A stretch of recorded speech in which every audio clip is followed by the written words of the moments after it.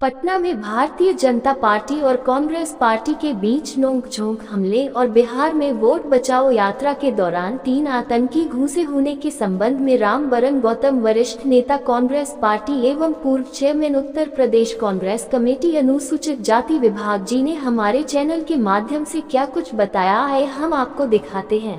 गौतम जी, कल पटना में कांग्रेस कार्यालय में भारतीय जनता पार्टी के कार्यकर्ताओं ने हमला कर दिया था। इस संबंध में आप हमारे चैनल के माध्यम से क्या कहना चाहेंगे? मैं यही कहना चाह रहा हूँ कि सदाकत आश्रम कांग्रेस पार्टी का जो पटना में है, कांग्रेस पार्टी का मुख्यालय ही नहीं है, कार्यालय ही नहीं है, वहाँ पर स्वाधीनता संग्राम का पड़ाव रहा है। उस जगह पर अंग्रेजी शासन की बेड़ियां काटने की रणनीतियां बनती थी।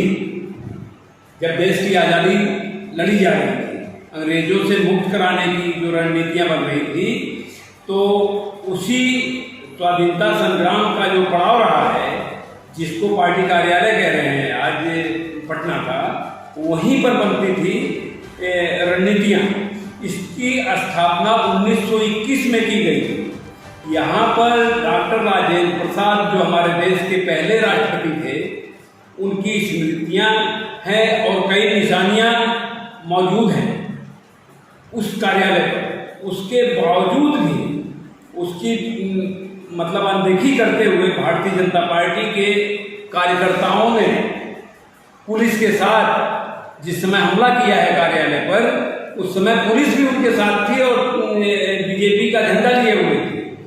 तो बड़े शर्म की बात है, हम इसके लिए हम लोगों को बड़ा दुख है कि जो घटना घटी है, जिस घटना के ऊपर उन्होंने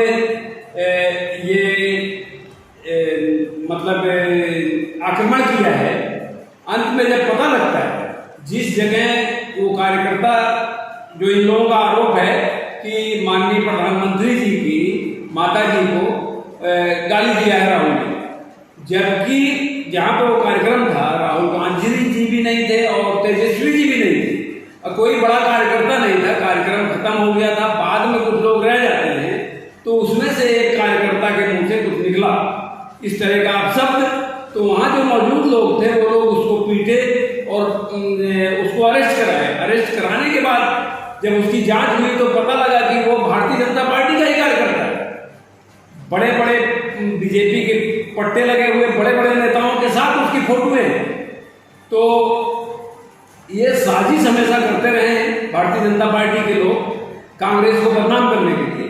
लेकिन इन सब जो उनकी जो कार्रवाइयाँ हैं, इस तरह की घटनाएं जो ये घटित करते हैं, इससे कांग्रेस परवाह करने वाली नहीं है। राहुल गांधी जी की ये चुनाव वोट बचाओ यात्रा जो है, ये कोई रोक ही नहीं सकता है, वो सफल है और कांग्रेस को इसकी चिंता नहीं है। हाँ, एक बात जरूर हुई, कल खबर मिली, हमारे जो जिला अध्यक्ष हैं रुद्र प्रताप सिंह उर्फ बबलू, हमारे जिला कांग्रेस कमेटी लखनऊ के जिला अध्यक्ष हैं, जब उनको पता लगा कि इस तरह की घटना कहीं लखनऊ में ना भारतीय जनता पार्टी के कार्यकर्ता करते मारपीट की, तो अपने दल बल के साथ वो पार्टी मुख्यालय पर मौजूद रहे अपने लोगों के साथ।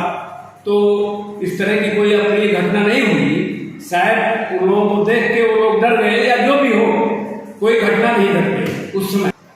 गौतम जी, 3 आतंकी नेपाल के रास्ते बिहार में घुसे, जहां पर वोट बचाओ यात्रा चल रही है, इसके संबंध में आप क्या कहना चाहेंगे? देखिए, इसमें तो सबसे बड़ी लापरवाही जो है, अगर वास्तव में घुसे हैं आतंकवादी और जो हेडक्वार्टर है, पुलिस हेडक्वार्टर पटना का, बिहार का, वहाँ से जो सूचना मिली है, लीक हुई है कि 3 आतंकवादी नेपाल के रास्ते जो है बिहार में घुसे हैं, तो इसके लिए तो हमारे जो माननीय अमित शाह जी हैं, गृह मंत्री देश के, इनको इस्तीफा दे देना चाहिए। लेकिन ये लोग ये सब जब समझ गए कि हमारे ये रक्षा मंत्री जो है, उनको इस्तीफा देने की बात आ गई और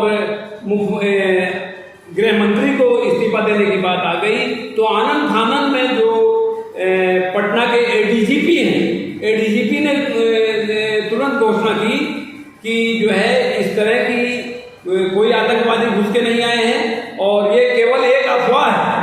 और इस तरह के लोग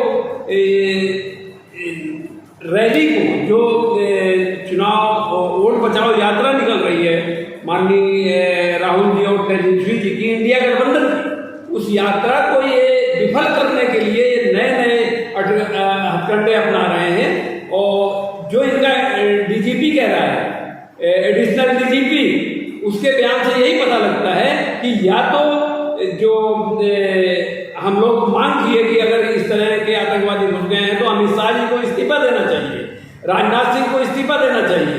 इससे डर के इन लोगों ने डीजीपी से, एडिशनल डीजीपी से यह बयान दिलाया है कि इस तरह की कोई घटना नहीं घटी है, कोई भी आतंकवादी नहीं आया। गौतम जी, इस समय बहुजन समाज पार्टी की वोट बचाओ यात्रा में क्या भूमिका है? देखिए, बहुजन समाज पार्टी की जहाँ तक बात है, उसकी मुखिया आदरणीय बहन जी का मैं बहुत सम्मान करता हूँ। इस पर मैं कोई टिप्पणी नहीं करना चाहता हूँ, लेकिन इतना जरूर कहना चाहता हूँ कि जितनी भी घटनाएं घटती रही अपनी दलितों के ऊपर या ओबीसी के ऊपर, महिलाओं के ऊपर, बहन जी एकदम शांत रही, कहीं बोली ही नहीं। तो अब वोट बचाओ यात्रा में तो वो है नहीं, लेकिन उनके लोग कांग्रेस का साथ दे रहे हैं, इंडिया गठबंधन का साथ दे रहे हैं। हमारे दलित समाज के लोग जो बहुजन में थे उसमें बहन जी की चुप्पी के कारण सब हमारे कांग्रेस और इंडिया गठबंधन को का समर्थन दे रहे हैं और यात्रा में सब शामिल हैं।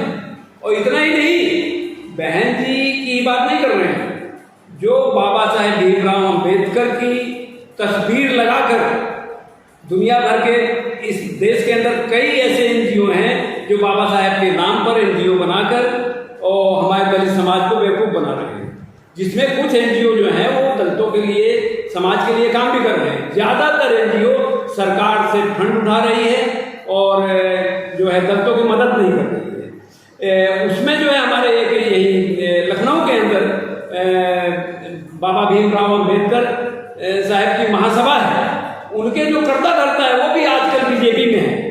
और जबकि बाबा साहब ने का कोई वो इरादा नहीं था कि जनसंघियों और राष्ट्रीय स्वयंसेवक के खिलाफ वो हमेशा रहे हैं, लेकिन कुछ लोग जो है बाबा साहब के नाम का सहारा लेके हमारे देश के दलितों को गुमराह कर रहे हैं।